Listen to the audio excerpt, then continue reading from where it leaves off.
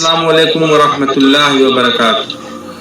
तो कैसे हो आप सब? उम्मीद करता हूँ कि आप सब खैर आफियत से होंगे। तो आज से एक नया सिलसिला स्टार्ट करने जा रहा हूँ, जो कि है इस्लाम के ऊपर जितने भी एतराज़ात उठते हैं या इस्लाम के अगेंस्ट जितने भी क्वेश्चंस हैं जो नॉन मुस्लिम या एथियस्ट या वगैरह जितने भी लोग हैं वो क्वेश्चंस रेज करते हैं, उनके एक एक करके हम सब उसके सवाल के जवाब ढूंढेंगे, उनके क्वेश्चंस के आंसर ढूंढेंगे और देखेंगे कि इसके बारे में बहुत सारे क्वेश्चंस जो है जो नॉन मुस्लिम के माइंड में चल रहा होता है या वो पूछना चाहते हैं या पूछ रहे होते हैं, तो बहुत सारे यूट्यूब वीडियोस हैं, उनको रिव्यू करेंगे हम सब। तो आज एक ऐसा ही वीडियो है तो जो कि लिली जे के चैनल से मैं देखने जा रहा हूँ और क्रेडिट गोज टू लिली जे। और जो आंसर करने वाले हैं वो उनका नाम है शेख खालिद यासीन, जो कि बहुत ही एक स्कॉलर मान सकते हो आप उनको, कि उनको नॉलेज बहुत अच्छा है इस्लाम के ऊपर। तो बिना किसी देरी के चलिए शुरू करते हैं और देखते हैं कि क्या क्या क्वेश्चंस के आंसर वो करते हैं, और साथ ही साथ हम भी साथ में लेते हुए कि पहला जैसे ही आंसर मिलेगा तो उसको मैं आपके सामने डिस्कस करूंगा कि क्या कहता है। और ये तो जाहिर सी बात है, ये फॉरेन कंट्री का वीडियो है, आई मीन इंग्लिश में है, तो कोशिश करूंगा कि मैं उसको हमारे जो आसान भाषा में जो हिंदी उर्दू जो यहाँ पे चलता है उसमें मैं उसको समझा सकूं। तो चलिए आइए स्टार्ट करते हैं।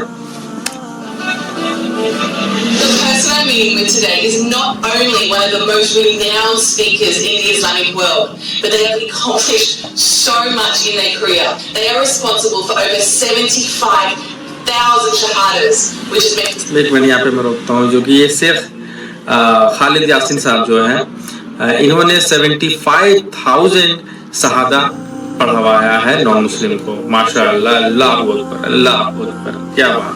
Someone a Muslim. They have got one of the most watched religious videos on the entire internet. So let me introduce you to Sheikh Khalid Yasin. So glad to be here. Lydia is equally an honor for me. You know, you've got so many powerful videos going viral.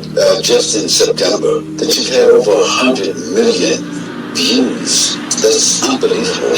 So I'm honored. Let's just try and spread the truth out there. But today, we're going to be tackling some difficult questions. So, are you ready for it? Of course. All right.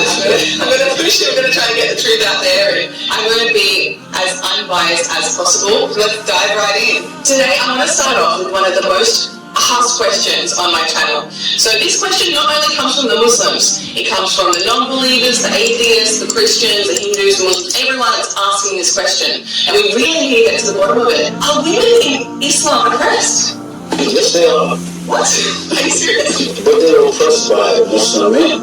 And I just want to make it very clear that this has nothing to do with Islam. It's the culture. Oh, okay. But the culture is so dominant. And it comes across, you understand me, that this comes from Islam. It doesn't come from Islam. It's just like Islamophobia. You know, it's really Muslimophobia. And so this idea of oppression, to be very honest and transparent to people, and people like us to be honest with them, this idea of oppression comes from the culture of many Muslim men. Right. So what does Islam actually say about women's rights then? In Islam, यहाँ पे रुकते हैं और पहले इस चीज़ पे discuss कर लेते हैं, इसके बाद आगे इसमें और भी है।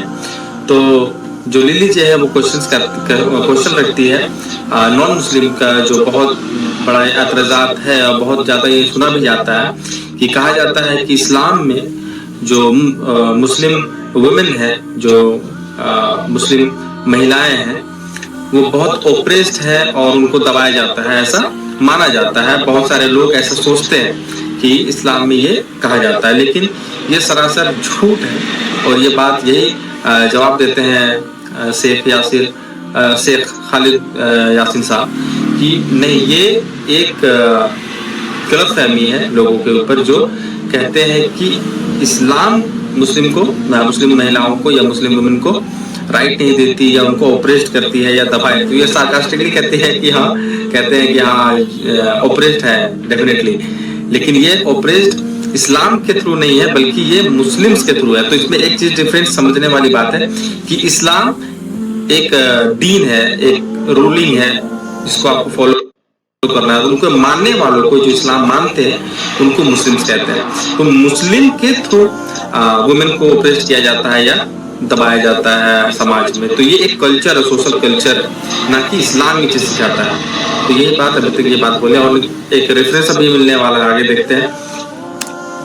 Women are on the top. Almighty God assigns the position of a woman on a higher level of that of a man. He says reverence the wombs that bore you. He doesn't say give reverence to any of the created thing, but he said give reverence to the wombs. So who's the womb? Women. Okay, our Prophet ﷺ, in his final message, what was the major statement that he made? Oh men, be careful of your duty to your women, because Allah is going to ask you about this responsibility. If anyone were to read the Quran objectively, you'll see that, unlike any other scripture, Allah has assigned a special place. I've actually read the यहाँ पर रुकते हैं, और यहाँ पे बात आती है हज़रत मोहम्मद मुस्तफ़ा सल्लल्लाहु अलैहि वसल्लम का, कि उनका जो फाइनल वर्ड्स है, हुजूर सल्लल्लाहु अलैहि वसल्लम का जो फाइनल वर्ड्स है, कि आपको, हम मर्द को ये चीज़ समझना होगा कि आपको जो औरतें हैं, औरत हजरात हैं, उनका खास ख्याल रखना होगा और उनको अपना ड्यूटी समझना होगा। आपके ऊपर जो रिस्पॉन्सिबिलिटी खुदा ताला ने आपको जो दिया है उसको निभाना होगा, क्योंकि इसको पूछा जाएगा। तो ये हर मुसलमान को समझना चाहिए कि एक औरत को, एक वुमेन को किस तरीके से, जब आप उनसे जब शादी करने के बाद आपकी रिस्पॉन्सिबिलिटी वो जब बनती है, तो उनका खास ख्याल रखा जाए। उनका आपके ऊपर वो ड्यूटी बन जाता है कि आपको उनका ख्याल रखना ही पड़ेगा। ये हुजूर सल्लल्लाहु अलैहि वसल्लम ने ये बात हम लोगों को बताया है। तो यही बात ये कहते हैं। तो ये जो पहला क्वेश्चन था कि are women in Islam are oppressed, मतलब क्या वुमेन जो इस्लाम में, इस्लाम की जो वुमेन है, जो औरतें हैं, क्या वो दबी कुचली है या उनको ऑपरेस्ट किया जाता है? तो ये सरासर झूठ है, ये गलत है। ये एक इस्लामोफोबिया आप कह सकते हो, जो इस्लाम को नहीं समझते हैं, जो इस्लाम को गलत धारणा लेकर के चलते हैं कि इस्लाम गलत चीज सिखाता है या ऐसा कुछ, तो उनके थ्रू ये फैलाया गया प्रोपेगेंडा कह सकते हो आप। लेकिन ये सरासर झूठ है। और ज्यादातर अगर कहीं आपको चीज दिखता भी है कि अगर कहीं पे औरतों के साथ गलत हो रहा है, तो ये इस्लाम की गलती नहीं, ये कुछ चंद मुसलमानों की गलती है जो जाने अनजाने गलत चीज करते हैं। तो खैर इस्लाम ये चीज नहीं सिखाता है। तो पहला ये चीज तो डिबंक हो गया। चलते हैं, आगे बढ़ते हैं। Quran, and there actually is a lot of interesting things in there relating to the women. I've noticed that it gives women rights to inheritance, it's given women rights to work, to consent to marriage. It's probably the only religious book I've read that has actually physically spoken about the rights for women. But it says in the Quran that women are only eligible for half the inheritance of men. यहाँ पे थोड़ा सा रुकते हैं, उसके बाद एक और क्वेश्चन है तो उसको भी एड्रेस करते हैं। तो यहाँ तक लिली जी कहती है कि उन्होंने भी कुरान जब पढ़ा, रीड किया, तो उसमें पाया कि जो वुमेन होती है, इस्लाम उनको एक राइट देता है ना, कि बहुत सारी चीजों में राइट देता है। कि जैसे आप इनहेरिटेंस, मतलब जो फादर का जो प्रॉपर्टी है ना, जो जायदाद है, जो कह सकते हैं, उसमें उनको भी हिस्सेदारी मिलती है। और जब शादी की बात आती है, जब मैरिज की बात आती है, तो उसमें भी लड़कियों से कंसेंट लेना बहुत जरूरी है। मतलब कि एक औरत से, एक लड़की से उसकी शादी के लिए उनसे रजामंदी लिया ही जाता है। जब वो रजामंदी देती है तभी आप उनका शादी किसी लड़के से होता है। तो ये एक राइट छोटे लफ्जों में कहने की बात थी। अब आगे देखते हैं इसमें क्या और क्या बात है। To really look beyond the perception, literally. Allah, He says, men are responsible. They're holding a responsibility over women. So that means that this young man who inherited, he has to take care of his grandmother, his mother, his sister, his daughters, his wife, his aunties. All those women are he's responsible for. But his sister who gets half, she has no responsibility. You see? So she gets to keep all her inheritance, and if she gets married, her husband has to take care of her. Really? So if you look at it, women hold wealth longer and over a more compounded way than men. That's so logical why God would say that. And if anything, the women actually get a better deal than the men. No responsibility, and they get to inherit. Exactly. That makes a lot of sense. It's amazing how easy something can be mistranslated if you don't understand the context behind a verse. Another thing that's obviously so controversial these days. तो आपने सुना, अभी मैं आपको बताता हूँ कि inheritance के बारे में जब लिली जी ने ये क्वेश्चन किया तो उसका कितना ही लॉजिकल आंसर शेख खालिद यासीन साहब ने दिया कि जो इनहेरिटेंस में जो प्रॉपर्टी में हिस्सेदारी मिलता है, तो उन्होंने कहा कि इस्लाम कहता है कि उनको हाफ प्रॉपर्टी का एक आधा हिस्सा दिया जाता है।